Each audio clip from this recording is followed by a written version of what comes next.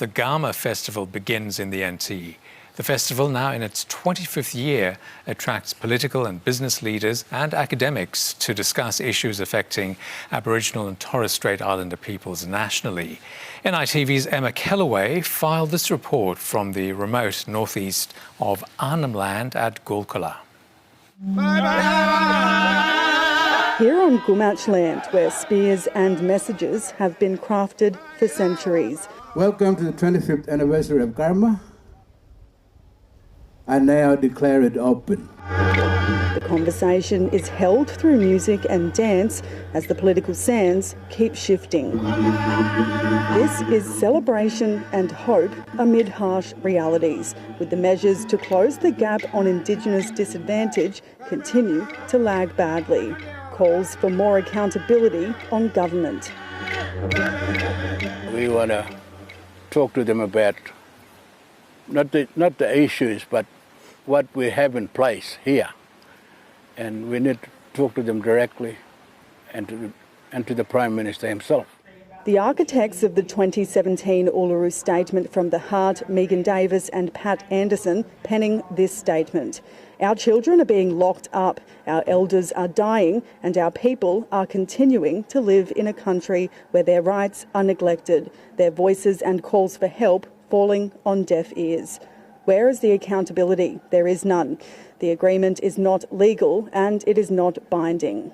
The Northern Territory, one of the worst performers on many targets. Overnight, the country Liberal government passing new tough-on-crime measures, including reintroducing the controversial ban on spit hoods in youth justice and removal of detention as a last resort, acknowledging that could mean more children in custody. What we're working to do is to reduce those number of young people in the justice system by tackling the issues around housing, education and health, all of those underlying issues.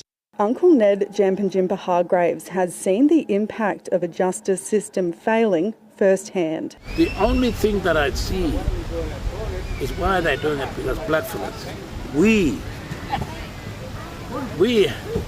gonna suffer. We the people gonna suffer. We the people gonna be sorry in our sorry meetings. So shame on you, Northern Territory government. Shame on you. Two of his grandsons have passed away in the NT justice system, one in May this year. His message for the NT government. We are not animals or savages. No, we're not. We want to live in a freedom. We want to live with our children, with our generations to come, and to live safe. So right now we're living in fear. All our children are living in fear. Communities are gathering here with pride to celebrate culture and tradition. Ultimately, a message of hope for what they can deliver for the next generation. That report by NITV's Emma Kellaway.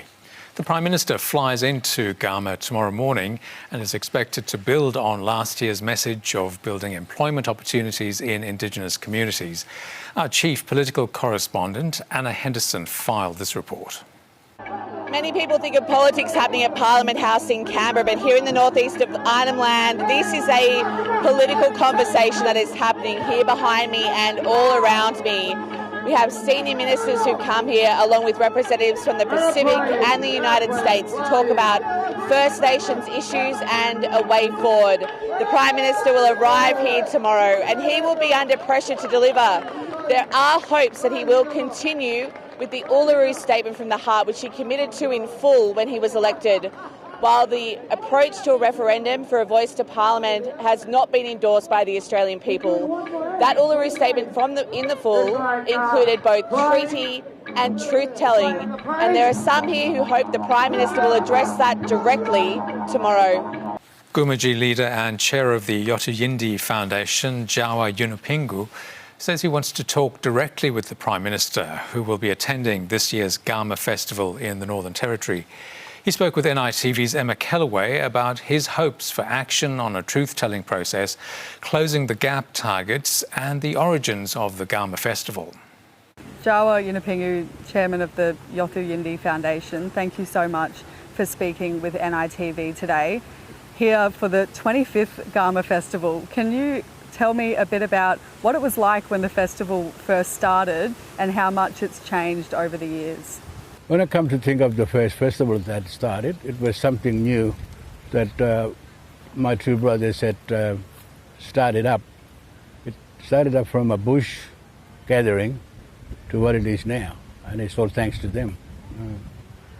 It's grown and grown and grown and grown over the years till we get to today, which is the 25th anniversary of Garma.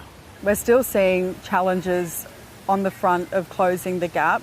What challenges would you like to highlight that you're continuing to see in this area in your communities? When we talk about closing the gap, I mean, like, it won't happen tomorrow. It will take years as we speak. But in our little world here, we have started to close our own little gap, and hopefully it'll trigger it to the next level.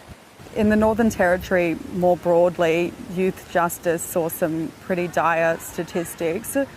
We've seen a lot of recent reform from the Territory government on youth justice. Do you agree with those reforms? The Northern Territory government hasn't had,